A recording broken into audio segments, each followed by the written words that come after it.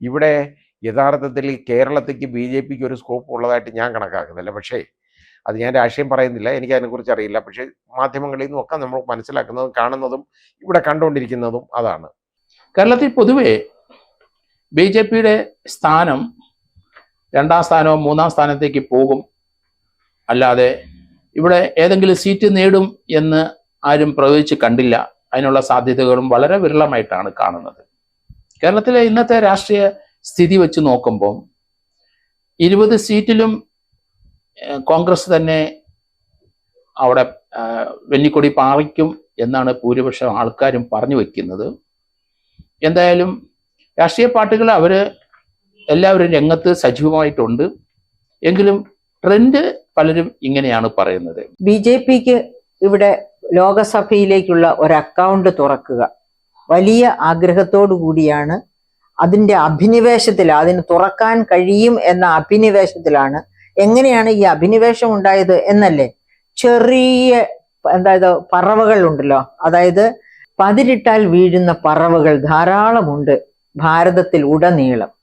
അതുകൊണ്ടാണ് ഈ ഭരണം കയ്യിലിരിക്കുന്നത് BJPയുടെ കയ്യിലാണ്. BJP 3ാം ഊഴത്തിൽ വീണ്ടും ഭരണത്തിൽ വരും എന്ന ഉറപ്പോടുകൂടി പതിരിടുന്നു. ആ പതിരിൽ കൊത്തി ഒരുപാട് പറവകൾ BJPയിലേക്ക് പറന്നു പോകുന്നു. അങ്ങനെ പറന്നുപോയ ഒരു പറവയാണ് പത്മജ വേണുഗോപാൽ. ഇനിയുമുണ്ട് പത്മിനി. അതുപോലെ ധാരാളം പറവകൾ പറന്നുകൊണ്ടേയിരിക്കുന്നു. അവരുടെ ഒക്കെ ആഗ്രഹം എന്താണെന്നല്ലേ, അധികാരം വേണം. അതായത് വീടിനകത്ത് അടഞ്ഞിരുന്നാലും ഒരു സേവനവും അറിഞ്ഞില്ലെങ്കിലും എന്താണ് സാധാരണ വോട്ടർ അല്ലെങ്കിൽ സാധാരണ വോട്ടേഴ്സിന്റെ പ്രശ്നങ്ങൾ എന്താണ്, ഒരു ജനസേവകൻ സേവിക എന്താണ് ജനങ്ങൾക്ക് വേണ്ടി ചെയ്യേണ്ടത്, എന്ത് വിചാരങ്ങൾ കൊണ്ടാണ് ജനക്ഷേമ പ്രവർത്തനങ്ങൾക്കായി അല്ലെങ്കിൽ രാഷ്ട്രീയ പ്രവർത്തനങ്ങൾക്കായി ഒരു വ്യക്തി ഇറങ്ങിത്തിരിക്കേണ്ടത്. ഇത്തരം കാര്യങ്ങളെ പറ്റിയൊന്നും യാതൊരു തരത്തിലുള്ള ചിന്തയും ഇല്ലാതെ, യാതൊരു ധാരണയും ഇല്ലാതെ, എൻ്റെ ഉപ്പാപ്പാക്ക് ഒരു ആന ഉണ്ടായിരുന്നു എന്ന് പറയുന്ന തരത്തില്, അതായത് എൻ്റെ അച്ഛൻ വലിയ ആളായിരുന്നു, അല്ലെങ്കിൽ എൻ്റെ ജ്യേഷ്ഠൻ വലിയ ആളാണ്, അല്ലെങ്കിൽ എൻ്റെ ബന്ധത്തിൽപ്പെട്ട ഒരു രാഷ്ട്രീയക്കാരാണ് എന്നൊക്കെയുള്ള തരത്തില് എപ്പോഴും മാന്യമായ സ്ഥാനങ്ങളിൽ എന്നെ പൂജിച്ചിരുത്തണം എന്ന് ആഗ്രഹിക്കുന്ന തരം അവരെയാണ് ഞാൻ പതിരിട്ടാൽ വീഴുന്ന പറവകൾ എന്ന് പറഞ്ഞത്. അത്തരം പറവകൾ ധാരാളമുണ്ട് ഭാരതത്തിൽ ഉടനീളം. അപ്പൊ അങ്ങനെയുള്ള പറവകൾ ചേക്കേറിക്കൊണ്ടിരിക്കുകയാണ്. അവർക്ക് വേണ്ടി പതിരിട്ട് വിളിച്ചുകൊണ്ടിരിക്കുകയാണ് BJP എപ്പോഴും. അങ്ങനെ ചേക്കേറിക്കൊണ്ടിരിക്കുന്ന പറവകളെ കണ്ട് ബഹുമാനപ്പെട്ട പ്രധാനമന്ത്രി കേരളത്തിൽ വന്നപ്പോൾ പറഞ്ഞു, 2 അക്കത്തിലെത്തും ഞങ്ങളുടെ ലോകസഭാ സീറ്റ് കേരളത്തിൽ നിന്ന്. ഒരു പക്ഷേ എല്ലാ പാർട്ടികളും ഞങ്ങളുടെ ആൾക്കാരെയൊക്കെ പിൻവലിച്ചോളാം, ഏകകണ്ഠേന തെരഞ്ഞെടുത്ത് നടക്കട്ടെ എന്ന് പറഞ്ഞാലാകാം 2 അക്കത്തിലേക്ക് BJPയുടെ പാർട്ടിക്ക് എത്തുക. കാരണം കേരളീയർ അത്ര മണ്ടരാണോ, അത്ര യുക്തിരഹിതരായി ചിന്തിക്കുന്നവരാണോ? എനിക്ക് സംശയമുണ്ട് തീർച്ചയായിട്ടും. യഥാർത്ഥത്തിൽ കേരളത്തിൽ മോഡി എത്ര പ്രാവശ്യം വന്നാലും NDA ഒരു അക്കൗണ്ട് തുറക്കാനുള്ള സാധ്യത വളരെ വളരെ വളരെ വിരളമാണ്. അവരുടെ തന്നെ ഏറ്റവും നല്ല സ്വപ്നങ്ങളിൽ 2 സീറ്റിലാണ് സാധ്യത അവർ പറയുന്നത്, തിരുവനന്തപുരവും തൃശ്ശൂരും. അതിൽ എന്നെ സംബന്ധിച്ചിടത്തോളം തിരുവനന്തപുരം അപ്രസക്തമാണ്. ഇപ്പോഴത്തെ ഒരു സ്ഥിതിക്ക് തിരുവനന്തപുരത്ത് 2ാം സ്ഥാനത്ത് NDA വന്നാൽ അതാണ് ഒരു അത്ഭുതം ഉണ്ടാക്കുക. 3ാം സ്ഥാനത്ത് വന്നില്ലെങ്കിൽ ആണ് അത്ഭുതം. 1ാം സ്ഥാനത്ത് വരാനുള്ള ഒരു സാധ്യതയില്ല. കാരണം അവിടെ സ്ഥാനാർത്ഥി ഞാൻ പ്രതീക്ഷിക്കുന്നില്ല അത്ര വലിയ ഇമ്പാക്റ്റ് ഒക്കെ ഉണ്ടാക്കിയ സ്ഥാനാർത്ഥിയാണെന്ന്. ചാനലോ അല്ലെങ്കിൽ സോഷ്യൽ മീഡിയ ഒന്നും അല്ലല്ലോ ജനങ്ങൾ വോട്ട് ചെയ്യുന്നത്. പൊതുവെ നോക്കുമ്പോൾ മൊത്തത്തിൽ UDFന് അനുകൂലം ഒരു 15 സീറ്റെങ്കിലും 13 മുതൽ 15 സീറ്റ് വരെ UDFന് ലഭിക്കാവുന്നതും ഒരു 3-4 സീറ്റുകൾ LDFന് ലഭിക്കാവുന്നതും കിട്ടിയാൽ 1-2 സീറ്റുകൾ BJPക്ക് ലഭിക്കുകയും ചെയ്യാവുന്ന ഒരു അന്തരീക്ഷത്തിലേക്കാണ് കേരളത്തിലെ ലോക്സഭാ ചിത്രം നീങ്ങുന്നത് എന്നാണ് എനിക്ക് തോന്നുന്നത്. മത്സരം ഇപ്പോഴും രാജീവ് ചന്ദ്രശേഖറും അതുപോലെ തന്നെ തരൂരും തന്നെയാണ്. ആരാണ് മുൻപന്തിയിൽ എന്ന് ഇപ്പോൾ പറയാൻ സാധ്യമല്ല. എങ്കിലും തീരദേശ വോട്ടുകളിൽ വിള്ളലുകൾ, ശശി തരൂരിനുള്ള വോട്ടുകൾ വിള്ളലുകൾ വന്നിരിക്കുന്നു എന്നുള്ള വാർത്ത രാജീവ് ചന്ദ്രശേഖരനെ സംബന്ധിച്ചിടത്തോളം ആശ്വസിക്കാവുന്ന ഘടകങ്ങളാണ്. തനിക്ക് മുൻപുണ്ടായിരുന്ന ഭൂരിപക്ഷം അത്ര കണ്ട് കുറയാൻ സാധ്യതയില്ല എന്ന ആത്മവിശ്വാസത്തിലാണ് ശശി തരൂരും. എന്തായാലും കാത്തിരുന്ന് കാണുക തന്നെ. അവർ അഭിമാന പ്രശ്നമായിട്ടാണ് ഈ തെരഞ്ഞെടുപ്പിനെ കാണുന്നത്. മുൻപൊരിക്കലും അവർക്ക് കേരളത്തിൽ ഒരു അക്കൗണ്ട് തുറക്കാൻ കഴിഞ്ഞിട്ടില്ല. ഈ പ്രാവശ്യം അധികായന്മാരെ രംഗത്തിറക്കി എങ്കിലും ഒരു അക്കൗണ്ട് തുറന്ന് ഒരു സീറ്റെങ്കിലും നേടണം എന്നുള്ള കടുത്ത വാശിയോടുകൂടിയാണ് അവർ രംഗത്ത് നിൽക്കുന്നത്. എന്തായാലും വരും ദിവസങ്ങളിൽ വലിയ അട്ടിമറി ഒന്നും നടക്കുന്നില്ല എങ്കിൽ UDF-ന് വ്യക്തമായ മേധാവിത്വം ഉണ്ട്, അത് നിലനിർത്തും എന്ന് തന്നെയാണ് കാണേണ്ടത്. LDF-ഉം അവരുടെ സീറ്റിന്റെ നില മെച്ചപ്പെടുത്താനായി അവർ കാര്യമായി ശ്രമിക്കും. കാരണം അവരെ സംബന്ധിച്ചിടത്തോളം അവരുടെ പാർട്ടിയുടെ രാഷ്ട്രീയ ഭാവിയും കേരളത്തെ തെരഞ്ഞെടുപ്പ് ഫലവുമായി വളരെ ബന്ധപ്പെട്ടിരിക്കുന്നു.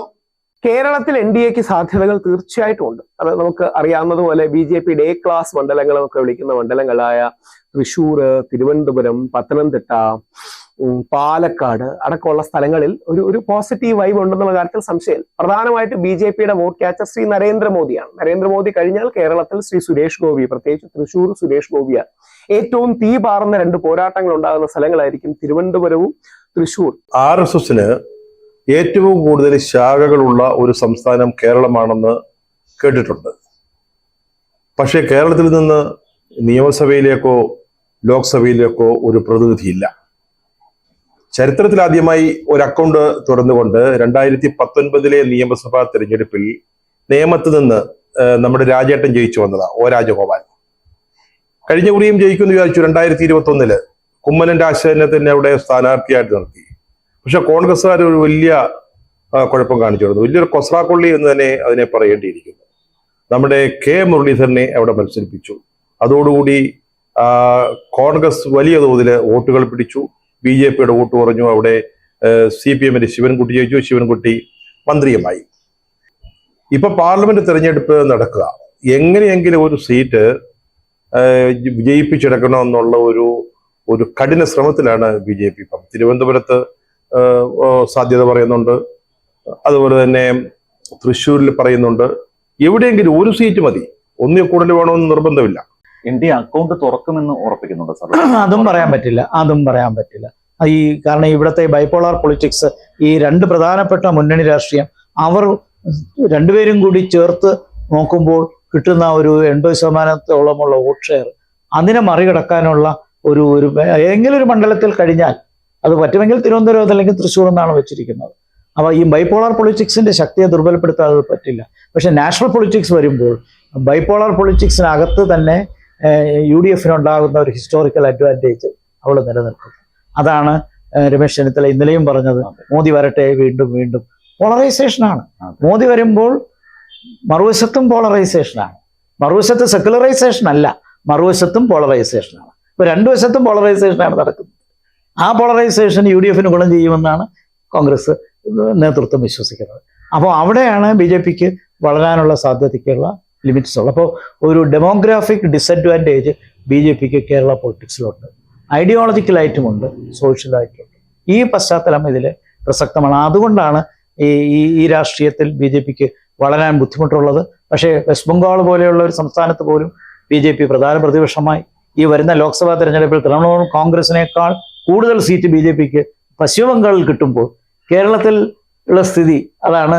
അത് എനിക്ക് തോന്നുന്നത് BJPയുടെ ഏറ്റവും വലിയ പ്രത്യേകത എന്ന് പറയുന്നത് അവരുടെ ക്യാമ്പയിൻ സ്ട്രാറ്റജിയാണ്.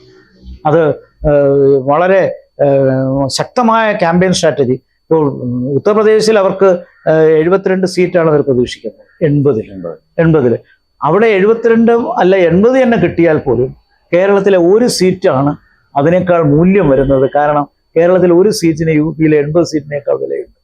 അപ്പൊ ഇവിടെ ഒരു സീറ്റ് ജയിച്ചു കഴിഞ്ഞാൽ പിന്നെ BJPയെ തടയാൻ പറ്റില്ല. അത് മനസ്സിലാക്കിക്കൊണ്ടാണ് UDF-ഉം LDF-ഉം ശക്തമായിട്ട് BJP വെച്ചത്.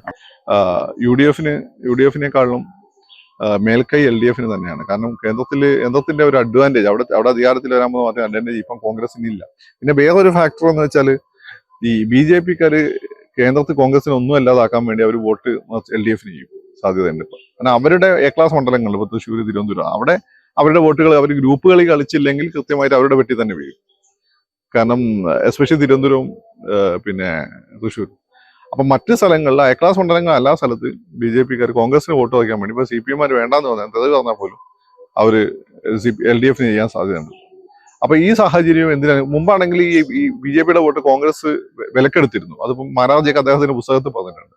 ഇപ്പൊ അതില്ല. അപ്പൊ അവർക്ക് അല്ലെങ്കിൽ വോട്ട് വെക്കേണ്ട ആവശ്യമില്ല. അവർ പല സ്ഥലത്ത് ഒറ്റയ്ക്ക് നിൽക്കാനുള്ള ശേഷിയായി, മാത്രമല്ല കോൺഗ്രസിനെ തകർത്താൽ അവർക്ക് വളരാൻ പറ്റുന്നുള്ള ബോധ്യം അവർക്കുള്ളതുകൊണ്ടാണ് CPM ആയിട്ടുള്ള പ്രശ്നങ്ങൾ, രാഷ്ട്രീയ സംഘർഷങ്ങളൊക്കെ അവർ ഏതാണ്ടൊക്കെ അവർ സോൾവ് ചെയ്യുകയും ചെയ്തു.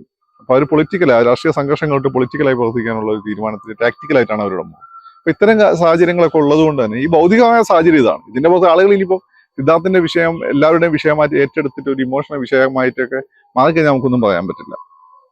അല്ലെങ്കിൽ മുഖ്യമന്ത്രിയുടെ ചില സമയത്തുള്ള പ്രതികരണങ്ങൾ ആളുകളെ വെറുപ്പിക്കുന്നുണ്ട്. അത് അതൊരു വലിയ വിഷയമായി കണ്ട ആളുകൾ വോട്ട് നമുക്ക് ഈ പറഞ്ഞ ഫാക്ടേഴ്സും ബാധിക്കില്ല, നമുക്കൊന്നും പറയാൻ പറ്റില്ല. പക്ഷെ എനിക്ക് തോന്നുന്നത് അത് സാധ്യതയില്ല എന്നാണ്. കേരളത്തെ ഇകഴ്ത്തി പാടുമ്പോൾ നമ്മളോട് നമ്മുടെ ഒരു മഹാകവി പാടിയ ഒരു പാട്ടുണ്ട്. എന്താണ്?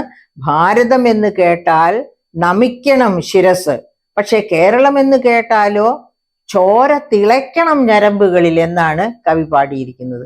അപ്പൊ നമ്മുടെ കേരളത്തെ പറ്റി ഇത്ര മോശമായിട്ട് ഇല്ലാ കഥ ഉണ്ടാക്കി എല്ലാ പത്രങ്ങളിലും ആദ്യ പേജിൽ തന്നെ വലിയ പരസ്യം കൊടുത്ത് നമ്മുടെ സംസ്ഥാനത്തെ ഇകഴ്ത്താൻ ശ്രമിക്കുന്ന ശക്തികൾ ആരാണെങ്കിലും അവർ ഒരു കാരണവശാലും കേരളത്തിൽ നിന്ന് വോട്ട് ചോദിച്ച് ജയിച്ചു പോകാൻ പാടില്ല.